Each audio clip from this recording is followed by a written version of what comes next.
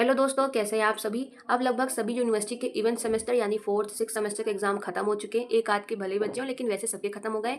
और आप लोगों ने बीए थर्ड ईयर में एडमिशन ले लिया होगा, बीए थर्ड ईयर के फिफ्थ सेमेस्टर में। और जिन भी लोगों का हिंदी सब्जेक्ट है, हम उन्हीं का सिलेबस यहाँ डिस्कस करेंगे। आप किसी भी यूनिवर्सिटी के हों, आपका सिलेबस सेम है, क्योंकि जब से न्यू एजुकेशन पॉलिसी आ गई है उसके तहत सभी यूनिवर्सिटी का सिलेबस सेम कर दिया गया है।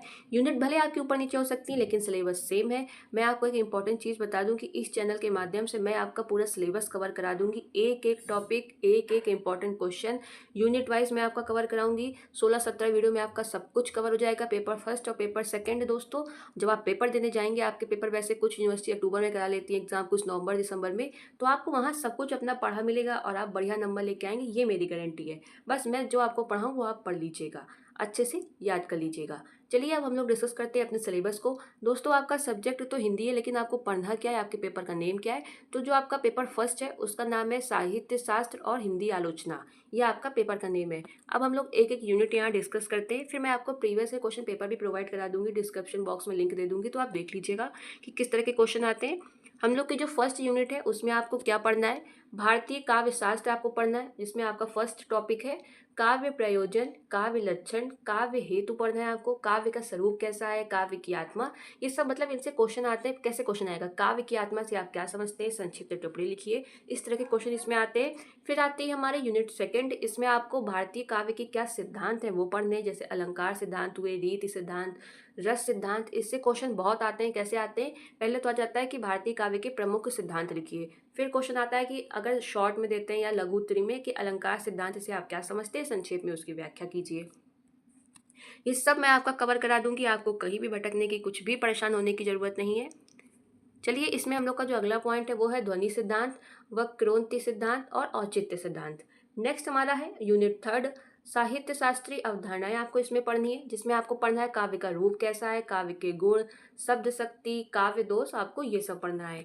फिर आती है हमारी आपकी यूनिट फोर्थ आती है, जिसमें आपको नाट्य शास्त्र के बारे में पढ़ना है। भारतीय नाट्य शास्त्र का सामान्य परिचय पढ़ना है, उसकी वृत्ति, उसका अभिनय, रूपक, कथा, नेता या नायक के बारे में, नायिका और रंगमंची विशेषताएं। इससे भी बहुत बार क्वेश्चन पूछे जाते हैं, आपका इंपॉर्टेंट टॉपिक है ये।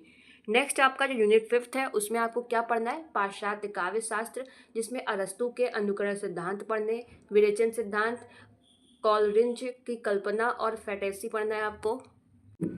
आपको अभी ये सब कम समझ आ रहा होगा, लेकिन जब सिलेबस में हम डिस्कस करेंगे तो आपको सब कुछ बहुत अच्छे से समझ आ जाएगा। फिर इसमें हमारा अगला टॉपिक है वर्ड्सवर्थ का काव्य भाषा का सिद्धांत, रिचर्ड्स का संप्रेषण का सिद्धांत, टी.एस. इलियट का निर्व्यक्तिता का सिद्धांत। फिर हमारा आती है यूनिट 6, जिसमें आपको हिंदी आलोचना का इतिहास तथा सैद्धांतिकी पढ़ना है। इसमें आपको क्या पढ़ना है, हिंदी आलोचना का विकास, सैद्धांतिक आलोचना, स्वच्छंदतावादी आलोचना, मार्क्सवादी आलोचना, मनोविश्लेषणवादी आलोचना, आपको ये पढ़ना है। फिर आती है हमारी यूनिट 6, जिसमें आपको यूनिट 7 आती है। फिर आपको क्या पढ़ना है इसमें, समीक्षा की विचारधाराएं, जिसमें आपके अंदर मतलब इसके अंदर का आपको क्या पढ़ना है, ये तो आपका टॉपिक का यानी यूनिट का नेम हुआ। इसमें आपको पढ़ना है नई समीक्षा,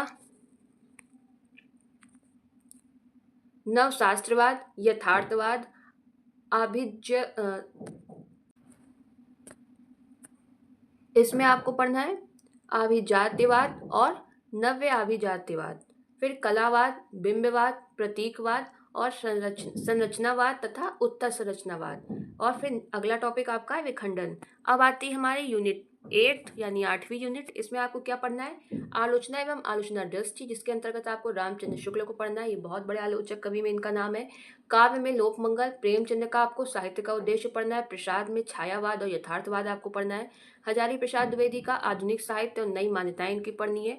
डॉक्टर नगेंद्र का मेरी साहित्यिक मान्यताएं पढ़नी है। रामविलास शर्मा का आपको तुलसी साहित्य में सामंत विरोधी क्या मूल्य हैं ये पढ़ने। इसी में आपको पढ़ना है नामवर कहानी और नई और पुरानी, मुक्तिबोध, इसके अंतर्गत आपको नई कविता का आत्मसंघर्ष। इतने लोगों के बारे में आपको पढ़ना है, इससे बहुत सारे क्वेश्चन पूछे जाते हैं। तो ये था आपका यूनिट 8, ये आपका पूरा सिलेबस है।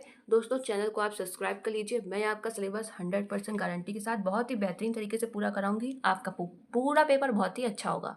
कहीं कोई क्वेरी हो तो मुझे कमेंट करें। इसके अलावा आपके पास कौन सा दूसरा सब्जेक्ट है, मुझे वो भी कमेंट करके बताएं।